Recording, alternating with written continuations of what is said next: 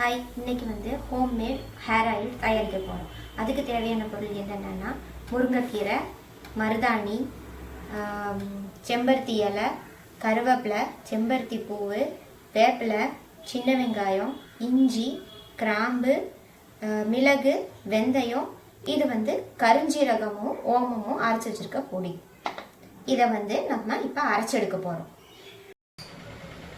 இது பார்த்திங்கன்னா இதில் வெங்காயம், வெந்தயம், இஞ்சி, கிராம்பு, மிளகு எல்லாம் போட்டோம். அடுத்தது முருங்கைக்கீரை, அடுத்தது மருதாணி, அப்புறம் செம்பருத்தி பூ,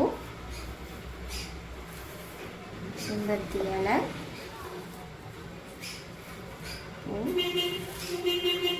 வேப்பிலை, அடுத்தது கருவேப்பிலை. இதோடவே நம்ம அரைச்சி வச்சிருக்க ஓமம், கருஞ்சீரக பொடி. இப்போ இதை அரைச்சி எடுத்துட்டு வந்துடலாம். இதில் ஒரு பொருள் மறந்துட்டேன் நான், கத்தாழை. இதுதான் முக்கியமான இன்க்ரீடியன்ட். கத்தாழை இந்த மாதிரி எடுத்துட்டு இதையும் ஆட் பண்ணிக்கோங்க. அடுப்பு நல்லா சிம்மில் வச்சுக்கோங்க. ஒரு சில்வர் பாத்திரம் எடுத்து, எந்த ஈரமும் இல்லாமல் ஒரு சில்வர் பாத்திரம் எடுத்து வச்சுக்கோங்க. இப்போ வந்து எனக்கு இங்கே செக்கு எண்ணெய் கிடைக்கல, அதனால் நான் வந்து பேக்கெட் எண்ணெய் தான் வாங்கியிருக்கேன். உங்களுக்கு செக்கு எண்ணெய் கிடச்சின்னா நீங்கள் செக்கு எண்ணெய் வாங்கி யூஸ் பண்ணிக்கலாம். இன்னும் நல்லாவே பெட்டராக ரிசல்ட் இருக்கும்.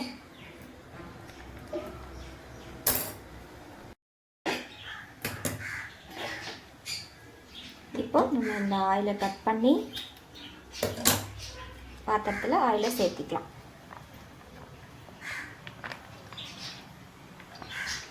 அடுப்பு சிம்லேயே இருக்கட்டும்.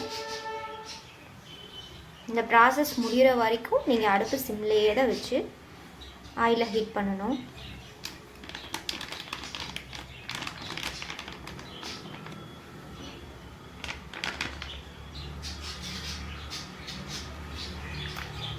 இப்போ இதில் நம்ம அரைச்சி வச்சுருக்க இன்க்ரீடியண்ட் அதை கொஞ்சம் கொஞ்சமாக உள்ள சேர்த்திருங்க.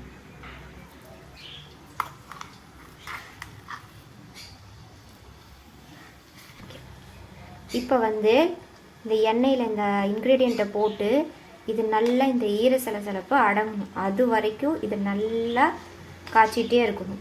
இது ஃபுல்லாக பாயில்டு ஆகிறதுக்கு வந்து ஒரு 20 மினிட்ஸ்லேருந்து 25 மினிட்ஸ் எடுத்துக்கும்.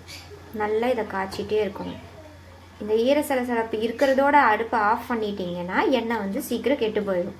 அதனால இந்த ஈர சலசலப்பில் போகிற வரைக்கும் நல்லா எண்ணெயை ஹீட் பண்ணணும்.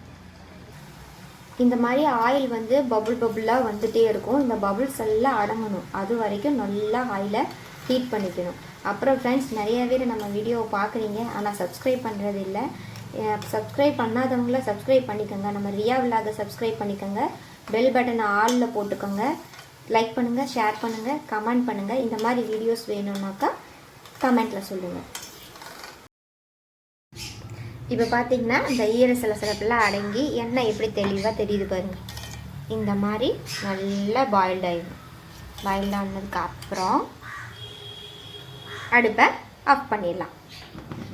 இதை அப்படியே வச்சுட்டு ஒரு 3 மணி நேரம் அப்படியே தண்ணியை எடுத்து வச்சுருங்க.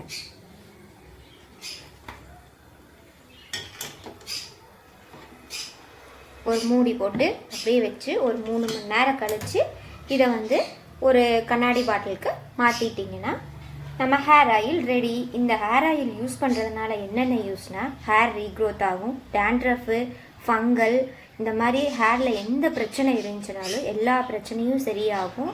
முடி நல்லா ஆரோக்கியமாக செழிப்பாக வளரும். அதனால் இந்த மாதிரி வீடியோஸ் வேணும்னாக்கா நம்ம ரியா விலாகை சப்ஸ்கிரைப் பண்ணிக்கோங்க. இந்த மாதிரி வீடியோஸ் வேணும்னா கமெண்ட்டில் சொல்லுங்கள். Bye friends.